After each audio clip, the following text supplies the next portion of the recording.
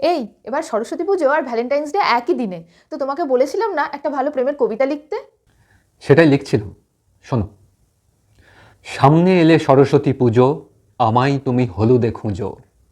ভাবতে পারো পাঞ্জাবি, ভাবতে পারো শাড়ি, আমি কিন্তু হলুদ মানে চাইছি খিচুড়ি। একজনেরই সাথে এতদিন থাকার পর আর কি নতুনত্ব থাকে? পুরনো কথা মনে করেই যেটুকু আনন্দ। এবার সেরকম একটা লাইন দিয়েছিলাম তোমাকে গোলাপ, যখন হয়েছিল প্রথম আলাপ। এখন শুনি কেবল প্রলাপ। এই না, এই লাইনটা বাদ দাও। নেই নেই।